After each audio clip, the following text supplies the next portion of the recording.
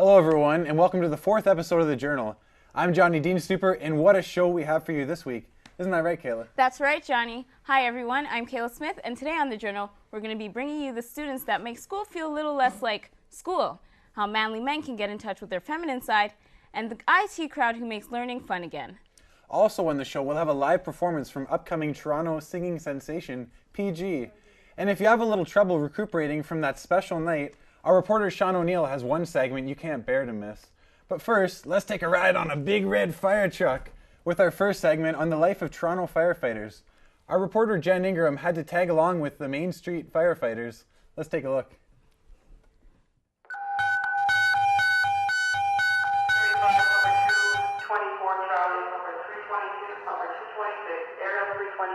Response 520 Plains Road, 520 Plains Road, Canadian Martyr Catholic School for the alarm. Firefighting is one of the most respected jobs imaginable, but it doesn't go without saying that obtaining this value status is an easy process. Many young recruiters don't get accepted into the final recruitment level, and those that do experience 3 weeks of intense physical and mental training. Scott Hagerman has been a working firefighter for 6 years and knows how much rigorous training is involved in the current system. Training for me consisted of 23 weeks, in which time the first 3 to 4 weeks we spent getting used to the guys that we were working with, and then was medical training. So we went through, to be a firefighter, you have to have standard first aid, CPR. They taught us where we did half the day in class, and then the other half of the day we did out in the fire ground, where we're learning how to take a hydrant, get water to the truck, use the truck for the pumping purposes, and use the ladders and how to roll hose and all that type of stuff. You're expected to learn a lot in the 3 weeks. I'm fortunate because I've always kept my first aid up from the time I was 15, so it wasn't too difficult for me, but there's a lot of guys that were in the trades that were in my class that did have problems with it because they just weren't prepared for what they would have to remember. Steve Kozlinski is just one of the few recent recruiters participating at the recruitment center. He has undergone many challenges and will work at his assigned fire hall after his training is complete. What they try to do at the academy is they start you off with the basic skills, and they progressively get harder and harder. What we're doing this week, this 11-week course that we're in, this week we're doing a medical training. That's a 3-week program. So we basically have to show all the skills that a paramedic does, just at a bit more of a basic level than them. Basically, when you come up, you need to be able to assess that situation and make sure that you're safe and your patient is safe as well, and be able to give them the proper care that they need. They're going to give you a scenario of an unresponsive patient, and you can see that we're wearing face masks and glasses. That's just for our own protection, because when we're doing compressions on a chest, you can get some stuff coming out of the chest cavity.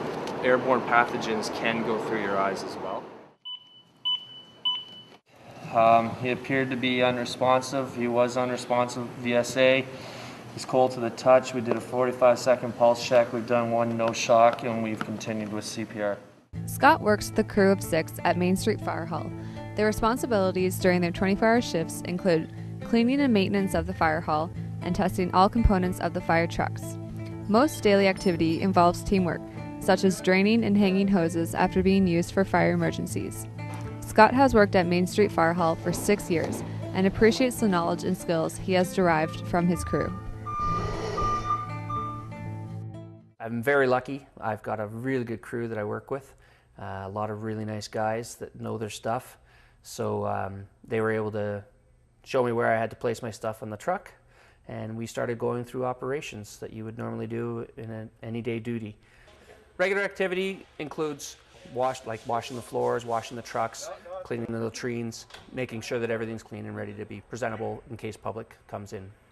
There's online training, so you have to do you keep your studies behind you. Yeah, we get a little downtime when we get back from calls and during every shift, where you can do stuff on your own, or with the guys that I have at this hall, we like to do stuff together. So we'll shoot some pool, or we'll play ping pong, just to sort of take the edge off stuff. It keeps everything light and gives us, a little bit of an outlet. We can talk about stuff that's happened on a call if you have an issue with it, and it's in a relaxed atmosphere. The first time you hear the tones go off, your heart leaps into your throat because you don't know what the call is. They try and give you a description of what you're going to as best they can, but you know, the medical calls you kind of get used to, but the fire calls, they're still exciting because you never know what you're going to be going to. And so when you get down, you get into your gear as fast as you can, and you get on the truck, and it's off you go. You know, the whole time you're just getting ready and psyching yourself up for what you might be coming to grips with when you get there. I'm Dennis, I'll be your guide. At this stage of the game, it's called overhaul. So now we're looking to try to find the cause of the fire. We're looking in the walls, we're looking in the floors. We are trying to get an assessment of what happened here exactly. Might be a little bit wet, but I don't know if you got your... Yeah, I don't know how weatherproof your camera is, but... So by the sense of it, it started at the back and worked its way forward and then up. There will be a chief there, usually, if it's a big fire, and sometimes he'll ask you to come in with him, especially if you were the first truck in, because you'll be able to tell him where you were fighting the fire, because a lot of times things are pretty destroyed. You know, you've got floors that have caved in, or ceiling parts have been pulled down for firefighting operations. You know, you'll pull the cabinets off a wall, you rip a wall open, so like stuff's not where it was when you got there. The fire can hide for hours inside of a wall or in between the ceiling without anybody really knowing it until it feeds itself up enough, and then it can start a fire all over again. The adrenaline really gets pumping because we know there's something, and there was calls that there was somebody trapped in the basement, so that even further got everybody all revved up. The funny thing about this fire here, just on a side note, we were just a block away, but it's not our regular call area, so we weren't dispatched to this call, so we kind of sat by while we knew that there's a fire, but that's just the way it goes. But yeah, it's definitely a rush of a lifetime when you know you're going to a confirmed fire, because all the 5-6 years of training that I've done personally could be executed all in one fire. And it's exciting to use everything that you've been trained and taught to do to hopefully help someone in a situation like this. Oh my, I think I should start some fires over at my place. What do you think, Johnny? That's a terrible idea. Why would you want to start a fire in your own house? Never mind. You know, I started a fire in my house once. And why would you do that? Well, I was drunk. I wanted to get all the hot firefighters over to my house to put it out. Wow, okay. Well, now that you mention it, have you ever woken up one morning post-drinking and said to yourself, I'm never drinking again? Well, get ready to take some notes, because our producer, Sean O'Neill, is on the hunt for that ultimate hangover cure.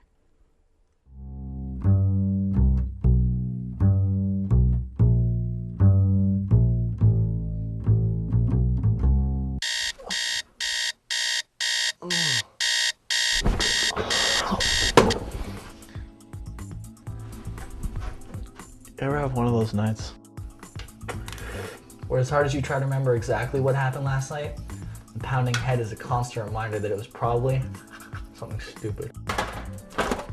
Here's a quick tip. Icing it doesn't work.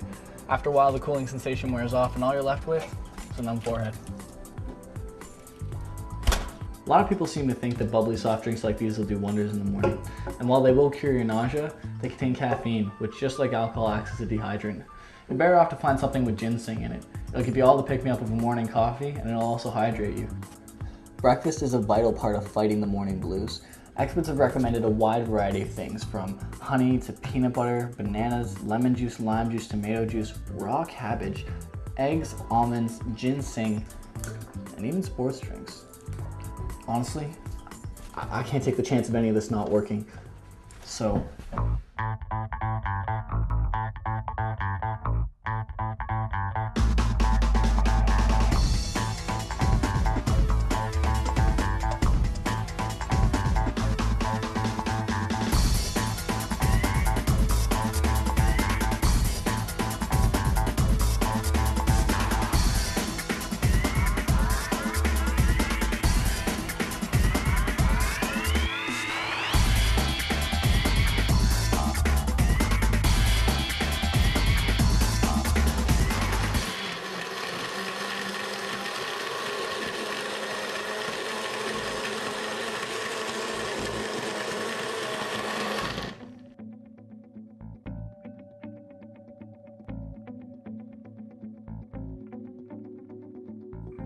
Bottoms up.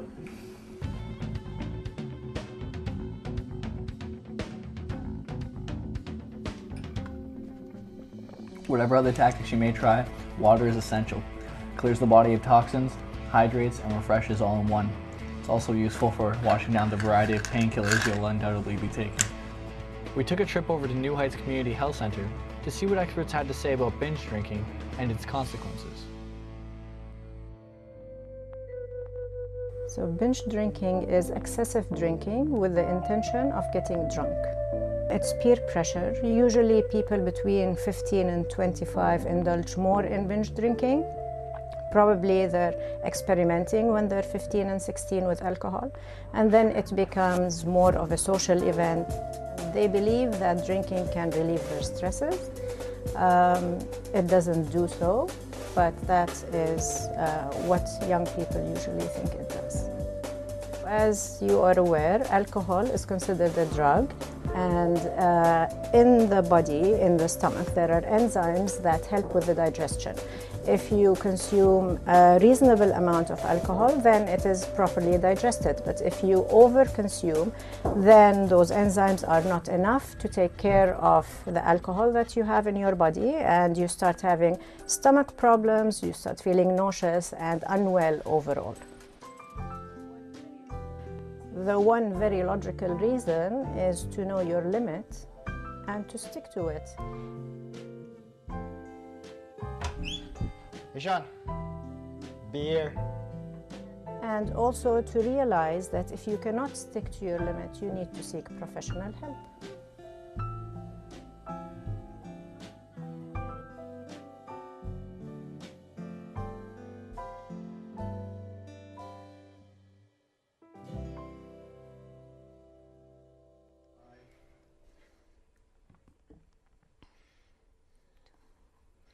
You know, Kaila, those are some good tips. I think we owe it to Sean to test out his advice with some nice, long, hard night of drinking.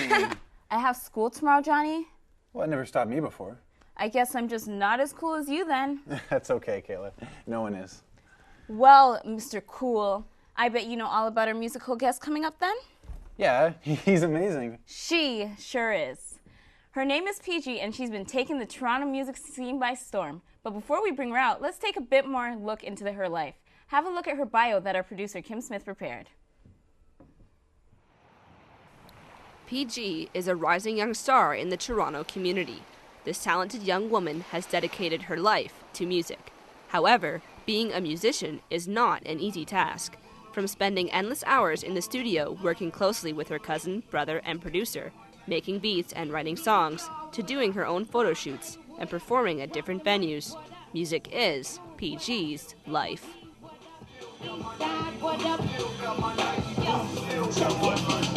A new youngin's coming through, about to hit the scene. I stay sweet and innocent, but my bite is mean. An untamed beast, crunch time, I'm here to feast. I'm stomping on your haters, Nike boots, I got the cleats.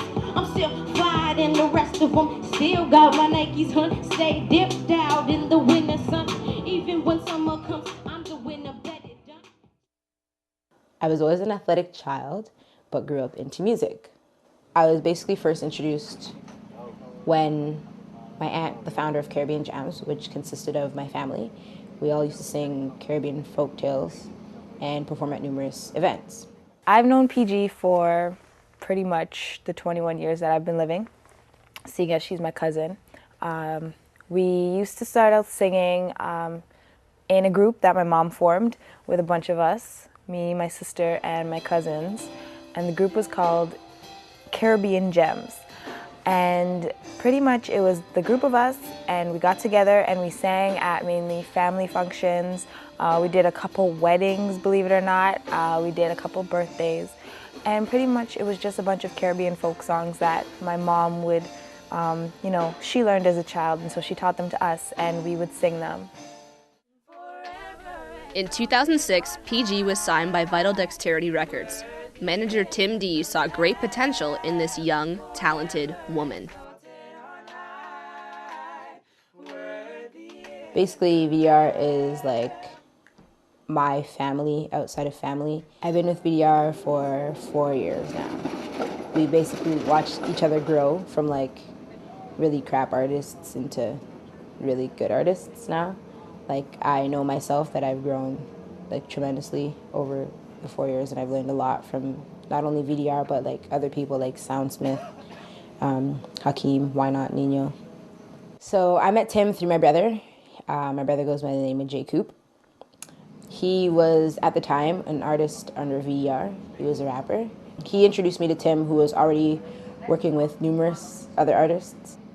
I met PG in about 2006. I met her through Julian, who's an integral part of VDR. We started working with her because she's extremely focused, extremely driven, and extremely talented. She can sing, she can rap, she can dance, she's the whole package. And we plan on working with her throughout her entire career. We want to find some sort of distribution deal. I got it raw, I bring the pain in. I'm back to the bone, sexy, but keep it hardcore. Exactly as I am, I can protect my man. I'm walking in plans, so I get my money in grams. I'm knocking them down, while they think that they can withstand my blows for sure. They gon' be hit, man. I'm switching it down. Then they say, here we go again. She killing it big, big game, but they don't understand. When does the dance flowing like water, but don't land? What's the method, man? Shout them, but tell them to stand. A lot of my rap verses, me and my brother write together. A lot of my singing verses, I write, or my cousin will write, or me and Hakeem will write together. The writing process, the way it works is Bassline sends us a bag of beats.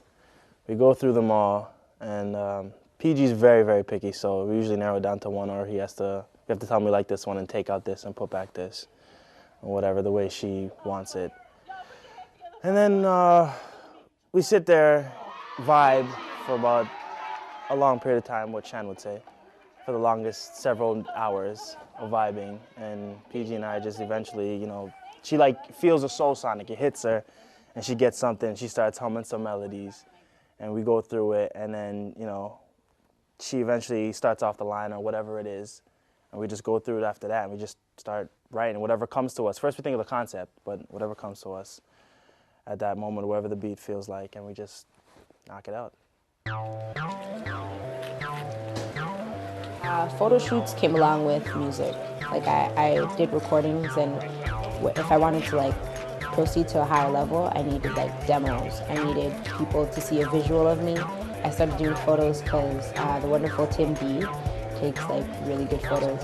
So we started doing photo shoots at his house, and we started doing photo shoots outside. We started doing photo shoots basically anywhere we could, and just create an image for me so that everyone can see that, you know, PG isn't just some fictional character. I'm actually here. So yeah, photo shoots basically came with music.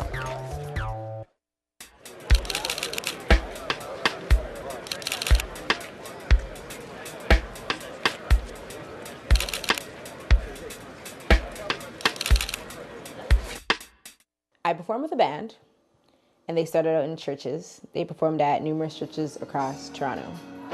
I met Mark, who's my pianist, aka keys guy. We were at a Focus on Youth event that's funded by the TDSB, and I performed. He was in the audience, and we met up afterward, exchanged contact information, and I was quickly introduced to the rest of the band, which is Mikkel, my drummer, Lamore, my bass guy, and Jordan, my other keys guy. I met PG at the Focus on Youth program.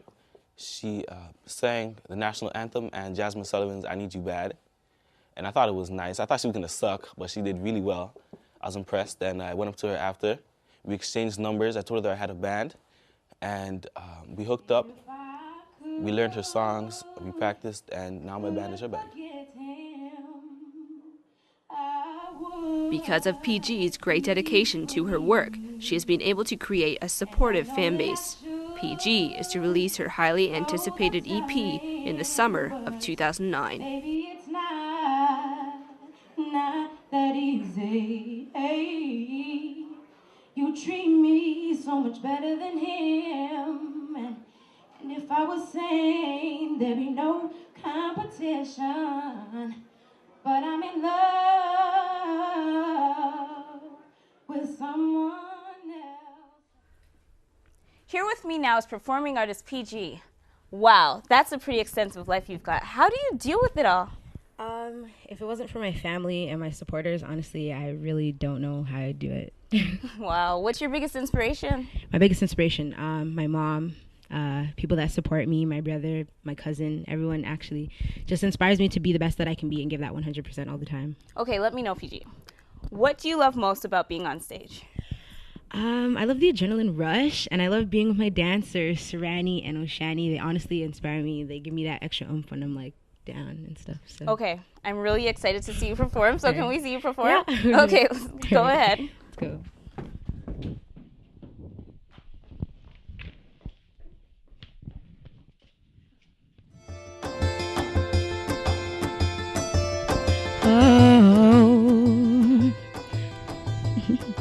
I should've known you'd be the type to play games. Different girls, different names every other day. Half naked girls up on your MySpace page, sending you comments and asking you about your day. Hey, how many girl cousins do you really have? When I see you in the mall, I think I seen them all. And when I ask you about them, you say that you're not in.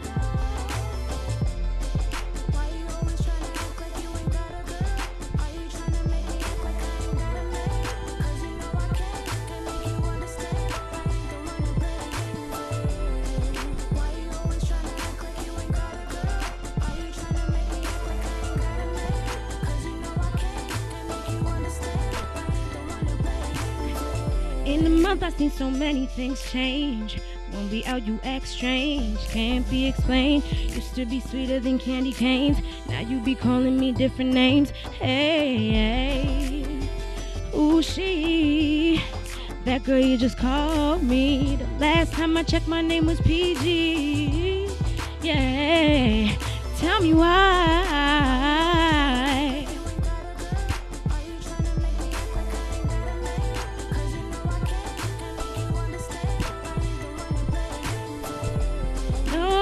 No.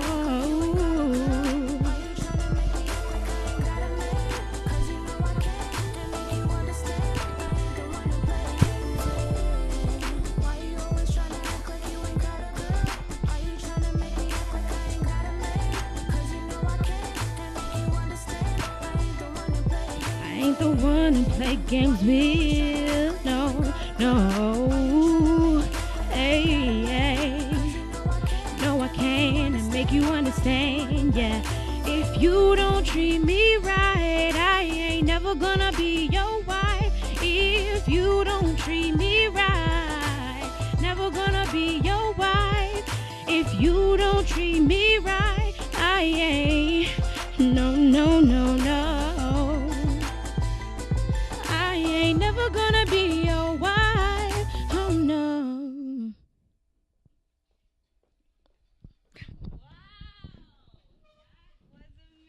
Thank you. Wow, I really enjoyed it. I want to thank you guys for coming. Thank you so much. I hope to see you guys again. Thank you so much. That was awesome. Wow, for our next piece, I visited Paddy Aldrige, who runs a boutique that caters to cross-dressers called Take a Walk on the Wild Side. Johnny, that's men who like to dress as women. Yeah, that's right. As in guys in drag. Yeah. Check it out. Enjoy. The city of Toronto is full of diversity. We're all different in our own way, but that's what makes the city beautiful. In a store called Take a Walk on the Wild Side, Paddy Aldrige is the one who male-to-female cross-dressers turn to for assistance. We have heels in size 17. Sure, come on down and get them. Over here is one of our gorgeous girls. Oh. This is why people come to take a walk on the wild side, so they can feel like the kind of woman that they would like to have. We try to bring out all of their narcissism and their self-love. With a large selection of items that are made specifically for the male-to-female cross-dressers, Paddy's clients never have a hard time finding what they need. When I got out of high school in about 1971, the 70s were a time when you could really do anything, because there were no seatbelt laws, there were no laws like there are now, and it was a very free world. So I became a stripper, and I traveled on the road with a drag troupe called the Great Imposters. Through them I learned that there are men dressed like women and how to do their makeup, how to make them look fabulous. With the skills Paddy acquired, she decided to open Take a Walk on the Wild Side in 1987, immediately getting a positive response from the men who wanted to be temporarily transformed into the women they wanted to be. We opened the door and there's this guy with a suitcase. And he came from Australia. He said, "I saw you on the Donahue show." While still getting clients internationally and within the city, Paddy is often found inside her store helping her customers by doing their makeup and getting them ready to be beautiful women. Don't worry, I'm not going to hurt you. I know, you see, usually men have difficulty when it gets around their eyes because they've been hit with hockey pucks or something like that, you know. Have you ever had that experience? No, I think I've been hit. You're going to love it then, aren't you? You're going to have no problems whatsoever.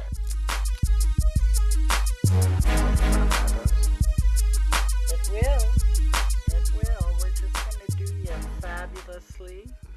But the best thing that people like to see is when the eyelashes go on. Yeah. Because the eyelashes, that's the red lipstick and the eyelashes.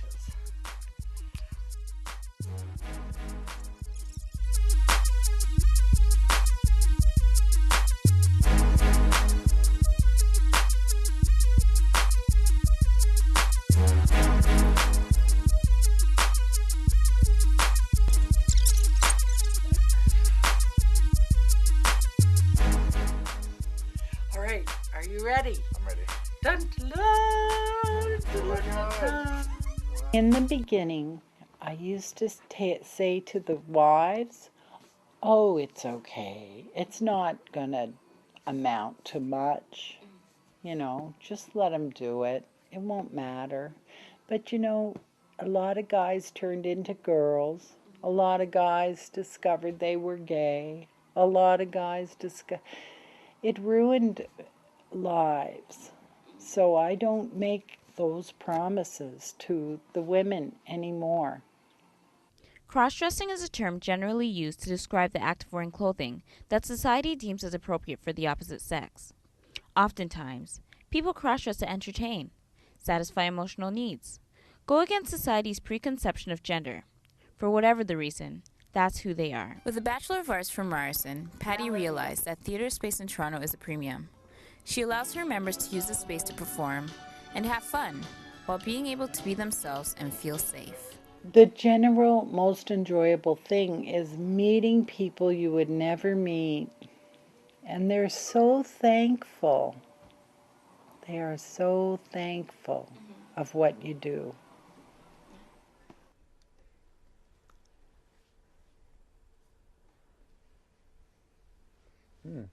That was a really fun day. Those girls are really nice to me.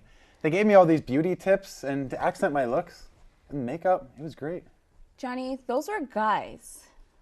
Whoa. Looks like I got something to reconsider. Well, while you're doing that, let's take a look into the life of some guys who, unlike Johnny, don't sway away from the limelight. Producer Andrew Weeks introduces us to the IT crowd at the York School, a private school located here in Toronto, who are revolutionizing the educational system by starting off their students' school year with a little technological advantage. Let's check it out. With the rise in technology, more and more college students are choosing to study with laptops over textbooks.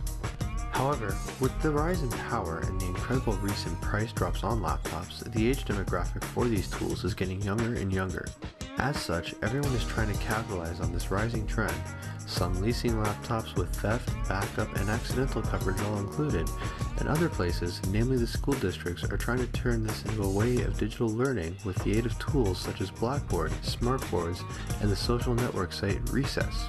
I stopped by the York School, which is a private learning institution located at Yonge and Summerhill. This school is one of the leaders and innovators of this new education trend, providing over 500 students with laptops. Managing this kind of technology and maximizing its efficiency is no easy task. To combat these issues, provide the students with full software and hardware support, and trying to make their learning environment as hassle-free as possible, a full-time team of IT professionals has been commissioned to work here in order to maintain student productivity. Student information system, a system called Blackboard, which is a content management system for for course material. My name is Afzal Sheikh. My position at the York School is I'm the laptop support leader, meaning all laptop repairers, liaison with our resellers, dealing with students and teachers and staff. Anything regarding to the laptops in general usually goes through me. We deal with almost everything, software, hardware. We deal with the vendors. We deal with buying, reselling, deciding which laptop to go with for the certain year. Almost anything that is related to the laptop program in itself goes through me. My name is Rob Van Kruistem, and I'm the website administrator.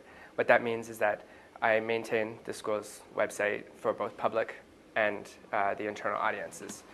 We have a public site that's sort of a marketing sort of based site that teaches prospective families what the York School is about, and then we have a internal area where we can post more directed messages to different members, different constituents in our community, parents or students or teachers and stuff like that. There's a link to Blackboard at this point, but what we'll be doing is we're working with Blackboard and the website provider to create a single sign-on that integrates Blackboard with the website. The website is mostly a news and information centered site right now, although it has the facility to later become a classroom-based tool as well, and we're working to integrate that right now. We are going to drop off some laptops for the grade 3s. Now, in this school, every grade, starting from grade 3, gets to work with laptops from our loaner cart. We've got 2 huge carts full of laptops. In grade 7, they all get their first laptops to own. Either they or their parents buy them. And from then on, it's pretty much their own responsibility. But in the lower schools, we set up the laptops and we bring them to the classrooms for them to do stuff like learning to type, animating things, 3D design, a whole bunch of crazy stuff that I would never have been able to do in grade 3. The students start with Blackboard at around grade 3 or 4. We give students logins, their own individual logins to the website starting in grade 4, so they can log in and get information there as well. All our laptops are under warranty, so what happens is if a part needs to be replaced, we'll get a free replacement from the company that does all our warranty work, Mayad, and we give them the old defective product in return. So we hold on to them until they decide whether or not they want the old stuff in exchange for the new stuff.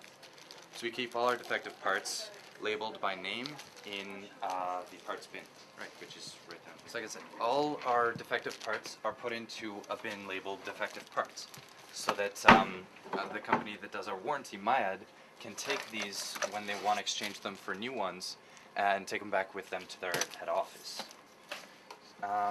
Now we keep the hard drives separate, just in case we need to track them. Any broken hard drives are labeled by their original owner and kept in the defective hard drives bin, so that they can be returned to Mayad.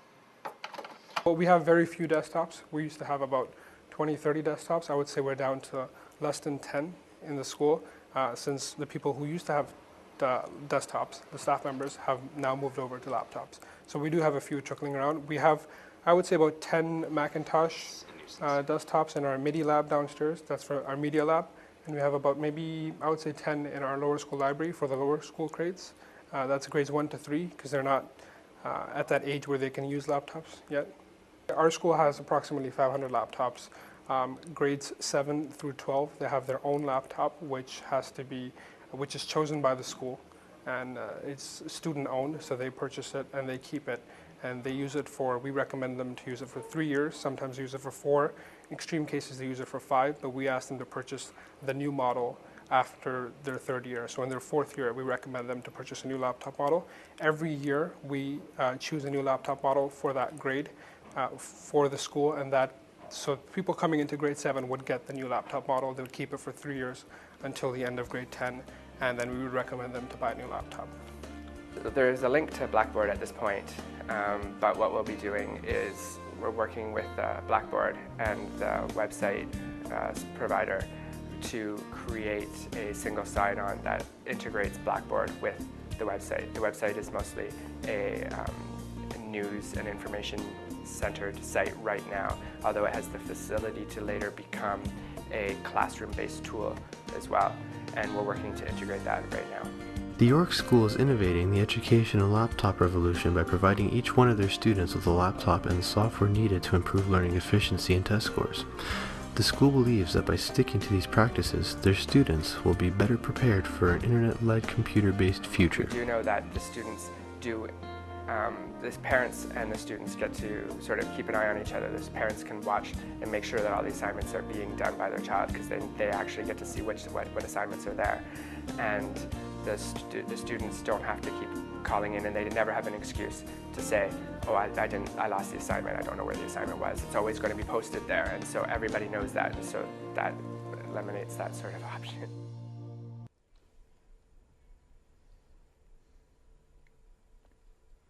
I wish they had that stuff when I was in school. You still are in school, Johnny. Well, how come they don't have it in my school then? I don't know, Johnny, but if you watch our last segment on our own student association, you might find out what you need to do when you want to change in your school.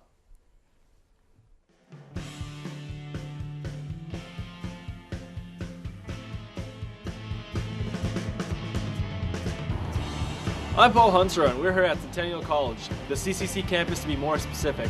We're going to be talking to Amber and Dave from the CCSAI and really get to the nitty-gritty about why people should run for office and what they do around the campus for all the students. So let's go. My name is Amber Saklashi. I'm the Vice President of CCC, and I pretty much just sort of keep the CCC campus in check and run events, work on policies, try to bring some services to the school like the health plan, and we used to do the TTC, but we passed that off to the bookstore. My name's Dave Gillett, and I work for the CCSAI. I'm a student representative in the media department at the school. The reason I got involved in office in the first place was because I was involved heavily in high school, and I found it really strange that I wasn't when I got to college. So after the first semester, I was approached by Matt Ewell, and he said, you know, it would be really cool if you came onto the board. So I applied and got into the representative position, and from there applied for VP. Okay, to be honest, when I first heard about this, I heard that it paid, you know, $400 a month, and that was like really appealing to me, and it sounded like a job you could, you know, kind of make your own hours, do what you want, run a bunch of events and all that kind of stuff. And you know, that sounded like something I could do, so I went for it. It definitely gets you ready for the real world. You have to build a lot of confidence to be able to stand up and be the voice of the students, as well as you have to make a lot of decisions, and you're pretty much left to be a leader on your own. So there's no one, like, there's people like this, the full-time staff will guide you and help you out with what you want to do, but essentially, it's you who runs the show, and that's a really good experience to have, especially when you go out to the work world, because people are not going to hold your hand, and it's the exact same here. For this campus in particular, we do run a lot of events. When I first came on, there wasn't that many, but it turns out that if you just go and, you know, plan an event, give yourself a due date by the end, like kind of plan backwards. So say, you know, April 26th, we're going to be having a gaming tournament. So I set that like a month ago, and then I worked towards that goal. Actually, that's something I've learned doing this job. Like, I don't plan stuff ever. So yeah, I guess this job's kind of taught me to do that. Yeah, I guess that's your round 2. Cool. So who won? You won? Again? Okay, so I guess I coordinated this video game tournament. We're doing Street Fighter 4, and whoever wins, whoever takes first place gets a $50 gift certificate for Electronics Boutique, and then second gets 30, and third place gets 20, I think. So we're just going through all the people who came today right now.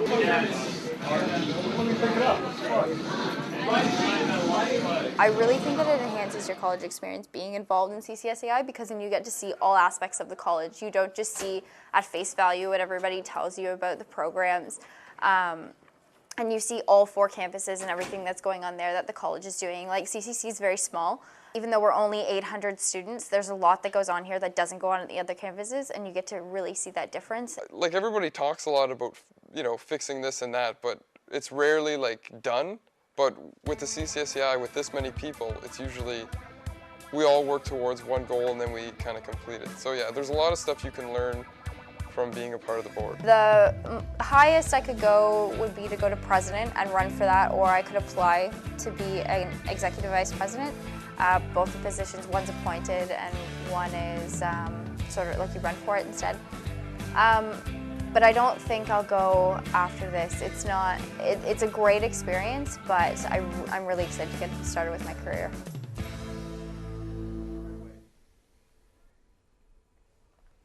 Well, Johnny, did you learn something new today? Oh, Kaila, I always learn something new when I'm with you. Oh, Johnny. Oh well, that's our show for today. I want to thank PG, our guest. She was amazing, and everyone who tuned in to watch. We'll be back in 2 weeks with a new show and great news stories, including how a forensic officer can always catch you, the life of an ice sculptor, and a little trick any guitarist can do with their guitar to make it play better. I'm Kaila Smith. And I'm Johnny Dienstuber. Have a good night. See you later.